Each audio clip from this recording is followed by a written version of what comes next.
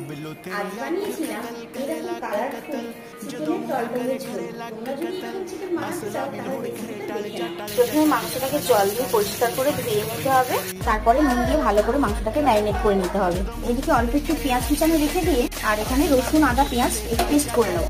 কড়ার মধ্যে তেল দিয়ে আলুগুলোকে ভেজে নেবো লাল লাল করে। আলুর মধ্যে একটু নুন দিয়ে দিলাম স্বাদ অনুসারে। লাল লাল করে আলুটা ভাজা হয়ে গেছে, আলুগুলো এত করে তুলে নিতে হবে। এবার ওই তেলের মধ্যে তেজপাতা চিনিটা রঙা টেস্টের জন্য দিয়ে দিলাম, তার সাথে কুচি রাখা পেঁয়াজটাও দিয়ে দিলাম। পেঁয়াজটা লাল লাল করে ভেজে নেওয়ার পর চিকেনটাকে তুলে দিতে হবে। চিকেনটাকে কিছুক্ষণ ভেজে নেবো, সাথে এক চা চামচ দিয়ে দিতে হবে। কিছুক্ষণ ভাজার পরে এবার বেটে রাখা মশলাটা দিয়ে দিলাম, আদা রসুন আর অল্প একটু পেঁয়াজ। তারপরেই কেটে রাখা টমেটো কুচিটা তুলে দিতে হবে। হলুদ গুঁড়ো, লঙ্কা গুঁড়ো 2 চামচ।